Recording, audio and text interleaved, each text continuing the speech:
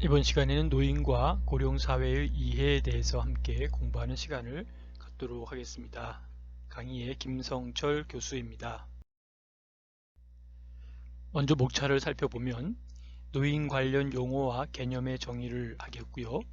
두 번째는 고령사회의 인구학적 변화와 사회적 영향을 하도록 하겠고요. 세 번째는 노인을 둘러싼 사회 문제와 노인 복지의 과제를 함께 살펴보도록 하겠습니다.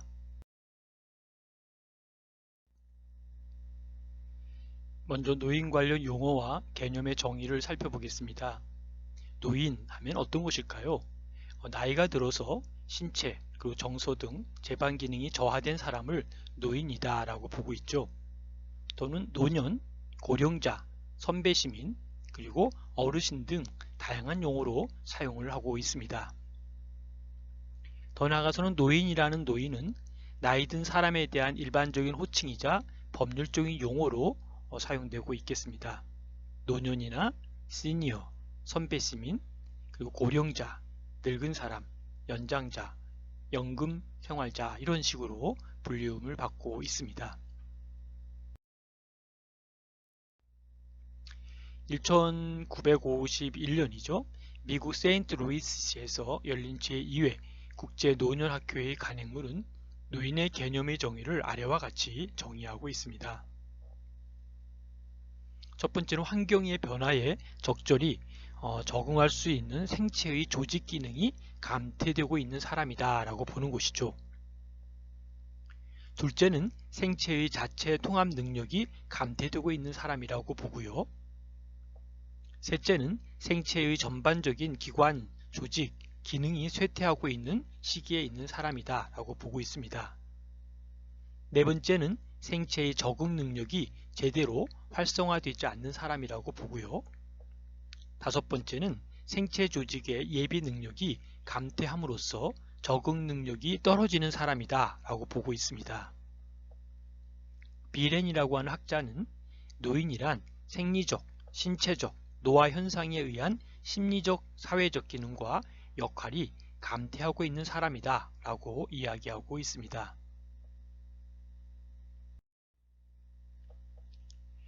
더 나아가서 이제 노인의 나이에 대한 조작적 정의는 논란이 많기 때문에 비어징의 관점에서 볼 때는 바로 조작적 정의와 인위적 정의로 구분할 수 있다라고 보는 것이죠.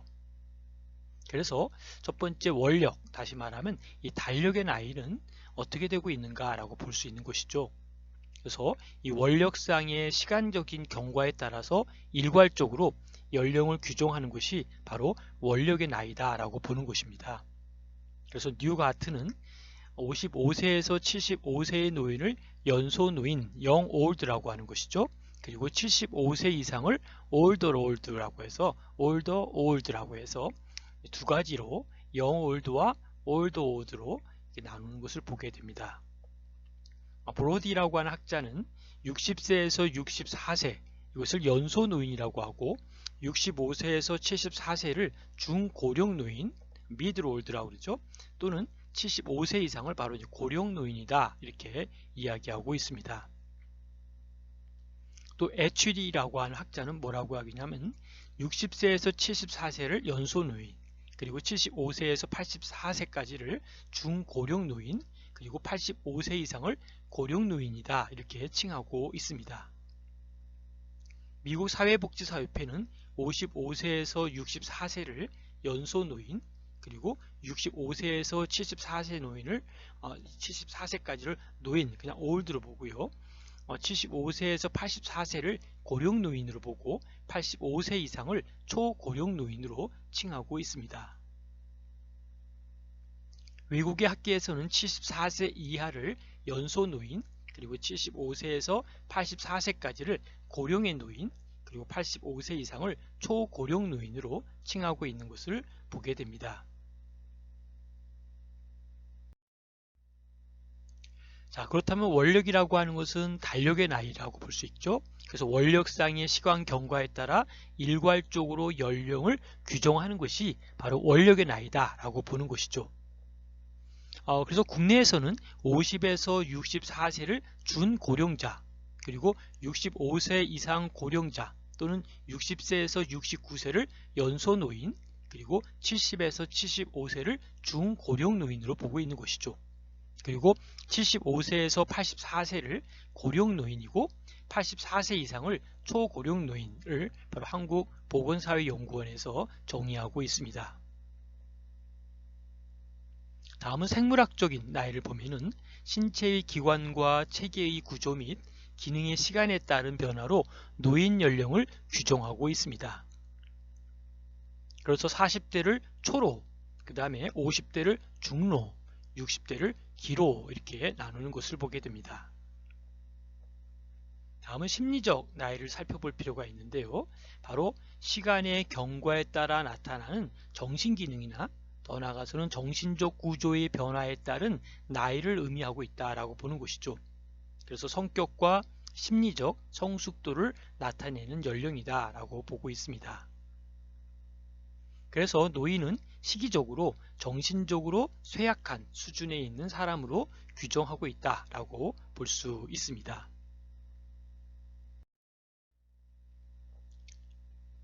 다음 네 번째는 사회적 나이입니다. 사회적 활동에서 물러남으로써 기존의 기대 수준이나 지위를 상실하는 나이를 기준으로 정의하는 방법이다라고 볼 수 있습니다. 다음은 생산활동에서 은퇴하거나 여성의 경우 주부로서의 역할과 지위를 이양함으로써 중요한 사회적 역할과 지위가 감소하거나 그것을 상실한 사람을 은퇴 시기의 노인으로 규정하고 있습니다. 다음은 기능적 나이인데요. 한 개인의 특수한 신체 그리고 심리 영역에 있어 어느 정도까지 유지하고 있는가에 따라 연령을 규정하는 것으로서 개인의 기능이 현저히 감소하는 경우에 노인으로 규정하고 있습니다. 더 나아가서 운전면허를 취득하거나 또 언제까지 운전이 가능할까 하는 할까라고 하는 그런 부분 또는 대학 교수나 연구직의 퇴직의 연령이나 예술인의 나이 등이 사실 그러한 면에서 기능적 나이와 함께 고민해 볼 나이의 제한이 있다라고 볼 수 있습니다.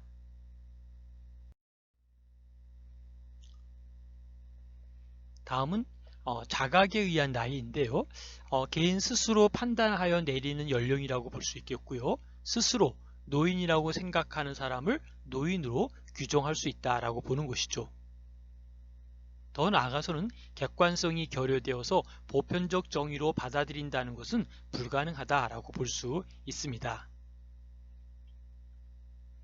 그리고 노년학의 영역에서는 노인으로서의 자각의 시기를 조사한다거나 그러한 사람의 행위 양식이나 의식 구조 등을 조사할 경우 개인의 자각에 의한 노인으로 규정할 수 있다라고 보는 것이죠.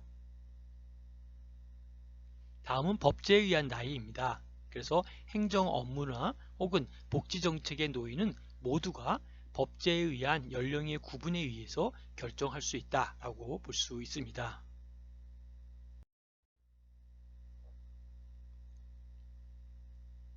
다음은 고령사회의 인구학적 변화와 사회적인 영향입니다.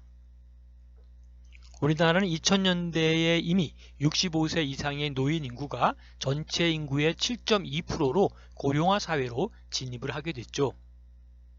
그리고 2018년도에는 14.4%로 14.3%가 맞겠죠? 14.3%로 고령사회로 바뀌게 됐고요. 2025년 또 다른 자료에 보면 2026년으로도 칭하고 있는데요. 2025년이나 2026년도에는 바로 20.3%로 20%가 넘어가면 어떤 사회가 되죠? 초고령 사회가 될 것으로 예상하고 있습니다. 그런 의미에서 노인 문제의 인구학적 배경을 보면은 첫 번째가 고령화 사회의 도래다라고 볼 수 있겠죠. 이제 노인의 문제는 국가와 지역사회 그리고 가족과 노인 당사자 모두에게 관심이 되고 있습니다. 표 1-1에 보면 65세 이상의 고령 인구의 추이가 60년부터 70년, 80년 넘어오면서 2020년, 2030년, 40년, 50년, 60년으로 넘어가면서 굉장히 폭발적인 인구의 증가를 나타내는 것을 보게 됩니다.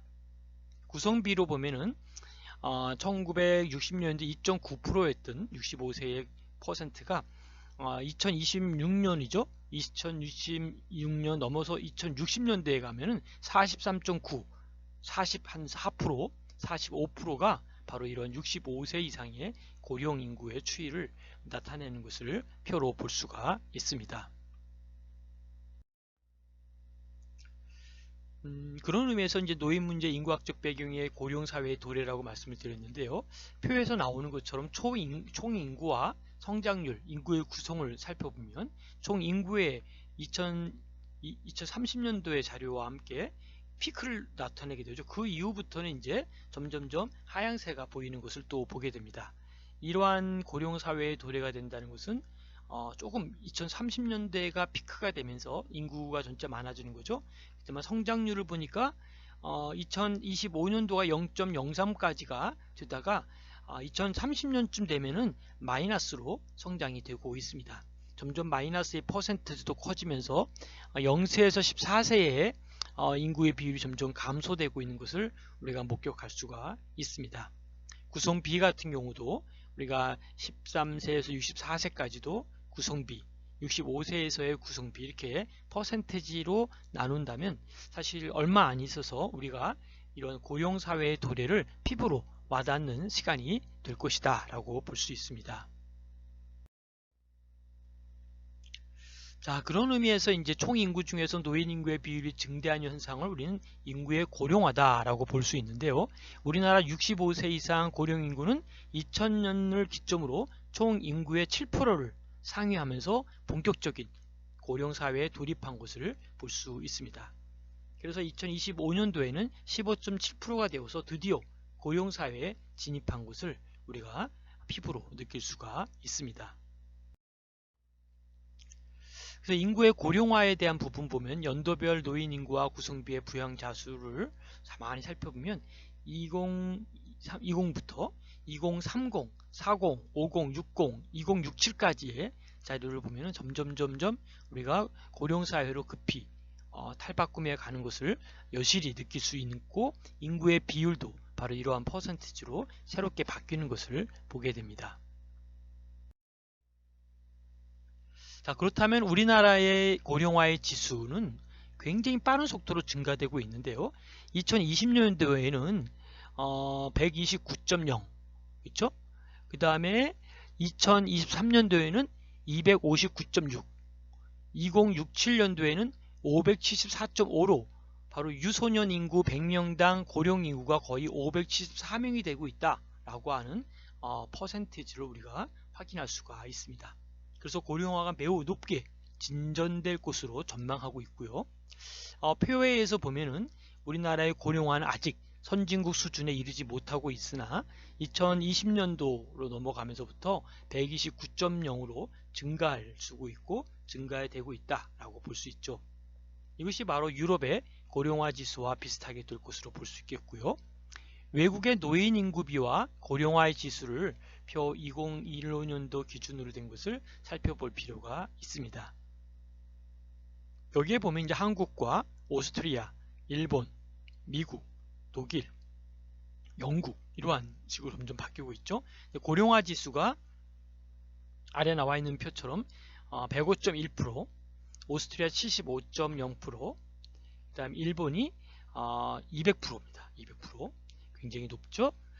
그 다음에 미국이 131.5, 그 다음에 독일이 161.0, 그리고 영국이 102.8로 이렇게 나름대로 고령화 지수를 살펴볼 수가 있다는 것을 참고해 주시면 좋겠습니다.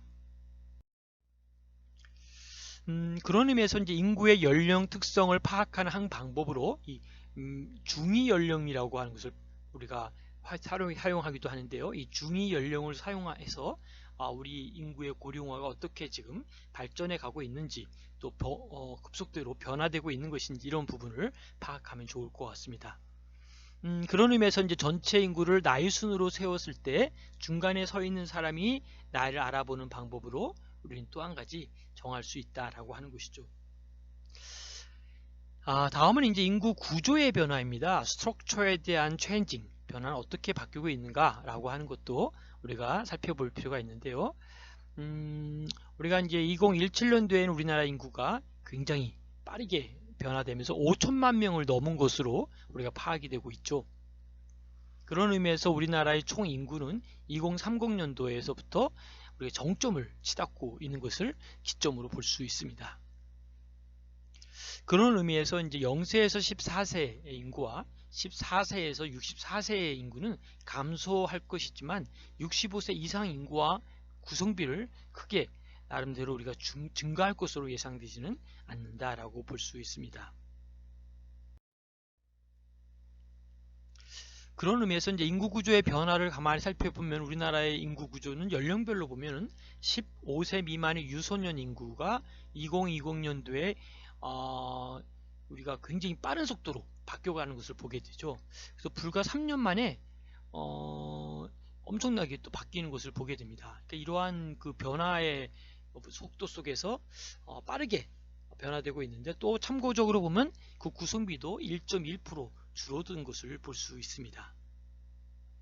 또 이에 비해서 65세 이상의 고령 인구는 같은 기간에 엄청난 속도로도 증가되고 또 변화되고 있는 것을 보게 되죠. 여기에 구성비는 1.9%로 늘어났다라고 볼 수 있겠습니다. 이에 비해 이제 유소년 인구는 이미 1970년대부터 가파르게 우리가 정점을 향해서 나아가고 있고, 나름대로 점차 감소해 오다가 2030에서 구성비가 9.6%로 바뀌면서 우리가 이러한 또 변화되는 것 속에서 2050에는 바로 구성비가 8.9%로 감소할 것으로 추산도 되고 있는, 그러한 우리가 조금 더 데이터화를 시키고 뭔가 좀 구체화시키고 또 정책에 대한 부분도 함께 고민한 이런 시스템들이 바로 우리가 인구 구조의 변화 속에서 새롭게 볼 수 있습니다. 고령화의 요인으로 보면 첫 번째가 평균 수명의 연장입니다. 다시 말씀드려서 인구 고령화의 1차적 요인은 평균 수명의 연장으로 살펴볼 수가 있죠. 그래서 우리가 성별 기대 수명을 표에 나와 있는 것처럼 우리가 볼 수 있겠습니다. 이건 2019년도 통계청 자료이기 때문에 잘 참고하신다면 우리 인구의 평균 수명이 이러이러하구나, 평균의 수명에 따라서 우리가 어떻게 이 부분을 대처하고 준비할 것인가 라고 하는 것도 상당히 의미 있는 그러한 과제다 라고 볼 수 있습니다.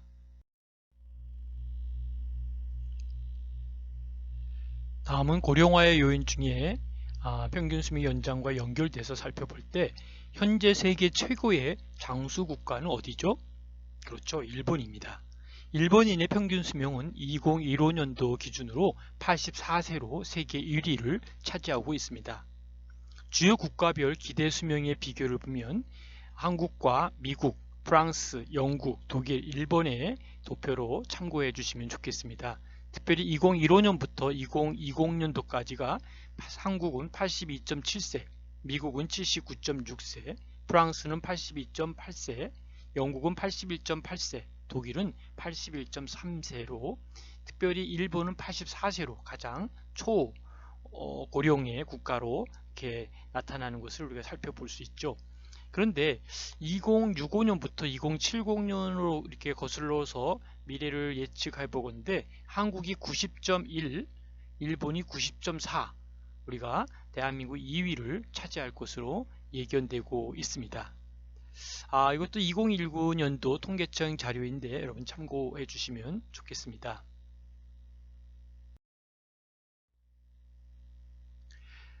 다음은 고령화 요인 중에서 보면 유소년 인구의 감소다라고 볼 수 있는데요. 0세에서 14세의 유소년 인구는 2017년도에 13.1%에서 2020년도에는 12.2%로 감소하는 것을 볼 수가 있습니다. 우리나라의 출산력, 합계 출산율을 본다면 19년 70년도에 2.18명에서 2000년도에 0.84명으로 그 다음에 2010년도에는 0.5명으로 바로 현저히 감소세를 하고 있는 것을 보게 됩니다. 감소 속도가 선진국의 출산하는 합계 출산율 1.56명보다도 훨씬 낮은 수준이라는 것도 우리가 깊이 우려해야 될 하나의 대목이라고 볼 수 있습니다. 우리나라 20세 이상 전 연령층의 미혼율이 증가를 보이고 있고, 특히 주 결혼 연령층의 20대의 미혼율이 높아지고 있는 것을 우리가 볼 수 있습니다. 그렇다면 노인 문제의 사회 그리고 문화적인 배경은 어떤 것일지 한번 살펴볼 필요가 있습니다. 첫 번째는 이제 급속한 고령화의 스피드, 속도다라고 보는 것이죠. 그런 의미에서 이제 노령 인구의 비율이 고령화 사회가 되는 7%에서 고령 사회가 되는 14%에 도달하는 데 걸리는 시간이 18년이라고 볼 수 있겠죠. 그런데 고령 사회에서 초고령 사회가 되는 20%에 도달하는 시기는 불과 7년에 불과합니다. 그렇다면 급속한 고령화의 속도는 표에 나와 있는 대로 인구 고령화 속도의 국제 비교를 살펴볼 수가 있겠죠. 한국이 프랑스, 노르웨이 여러 나라를 볼 때 미국과 특별히 일본을 비교를 해보는 것도 좋을 듯 합니다. 일본은 1970년대에 7%를 진입을 했고요. 그 다음에 14%가 일본은 1994년으로 집계 나왔는데 우리는 2018년도에 14%를 지나고 있고요. 우리는 2025 또는 2026년도에 20%를 넘어가면서 초고령 사회가 될 텐데요. 일본은 2006년도에 이미 초고령 사회로 진입을 했습니다. 그런 맥락에서 본다면 우리가 7%에서 14%는 18년이 되고 14에서 20%는 7년이 된다면 일본 같은 경우는 7%에서 14% 올라가는 것이 24년이 걸린 거죠. 그 다음에 14에서 20까지가 12년이 된 거죠. 이러한 맥락으로 본다면 우리 한국이 굉장히 빠른 속도로 바로 이 고령화의 속도에 가장 빠른 속도로 달리고 있다라고 하는 것을 우리가 통계로 볼 수가 있습니다. 그런 맥락에서 볼 때 후기 노인 인구의 급증을 한번 살펴볼 필요가 있는데요. 자, 이 부분은 이제 노인 문제 사회 문화적 배경 중에 후기 노인 인구의 급증이 높아지고 있다라고 하는 것을 볼 수 있습니다. 특별히 인구 고령화 현상의 진행 결과는 노인 인구 중에서도 후기 노인 인구의 증가로 나타나는 것을 가장 먼저 볼 수 있는데요. 표에 나타난 자료에 보면은 연령 계층별 나름대로 고령 인구와 또 구성비에 대한 얘기를 우리가 함께 볼 수가 있습니다. 그래서 인구와 구성비의 맥락을 보면서 연도가 2000년부터 시작해 가지고 2067년도까지 우리가 추정하는 인구의 수와 그 다음에 구성비에 대한 것도 자세히 나와져 있습니다. 꼭 참고하시고 우리가 함께 이 부분을 준비했으면 좋겠다라고 생각을 해봅니다.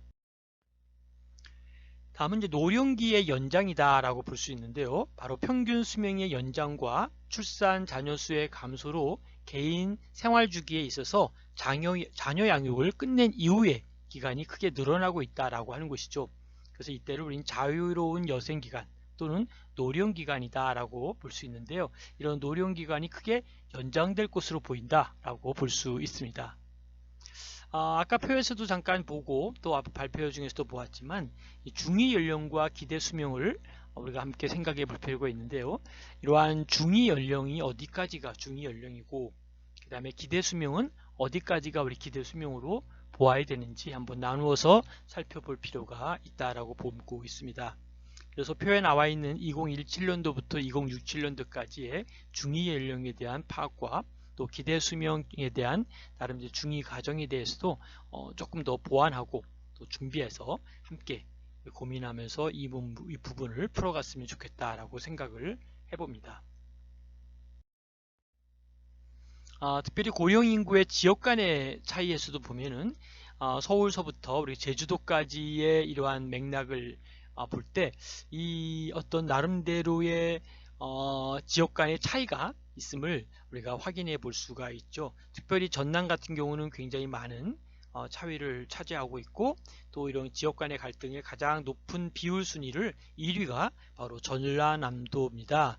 이러한 맥락으로 본다면 우리가 이 부분을 조금 더 고령 인구의 지역 간에 대한 차이를 또 다른 맥락으로 우리가 보충하고 보완해야 될 필요가 있다라고 볼 수 있습니다. 특별히 남성 노인보다 여성 노인의 수가 더 많이 증가되고 있는 것도 우리가 함께 볼 수 있는 새로운 하나의 작업이다라고 볼 수 있습니다. 그래서 성별의 고령 인구의 추이를 살펴보고요. 2019년도에 우리가 이게 나름대로 암이 처리되어 있는 부분을 좀 참고해서 좀 더 이때가 우리가 더 준비해야 될 하나의 새로운 터닝 포인트의 자리가 됐으면 좋겠다라고 생각을 다시 한번 해봅니다. 다음은 인구 고령화로 야기되는 변화 중에 인구 구조의 변화를 한번 살펴보도록 하겠습니다. 이것이 바로 인구의 변화는 인구 구성비에도 변화를 가져왔다라고 하는 하나의 틀 속에서 인구 구조의 변화를 살펴보고요. 연도가 2021부터 20부터 점점점 인원에 대한 부분들이 점점 증가되고 있는 이런 부분들을 살펴볼 수가 있습니다. 그 다음 맥락으로 인구 고령화로 야기되는 변화 중에 가족생활 주기에 한번 변화를 살펴볼 필요가 있다라고 하는 것이죠. 그래서 가족의 구성 형태 면에서 한국의 가족은 핵가족 형태를 취하고 있을 뿐 아니라 가족의 생활 주기도 변하고 있는 것을 우리가 보게 됩니다.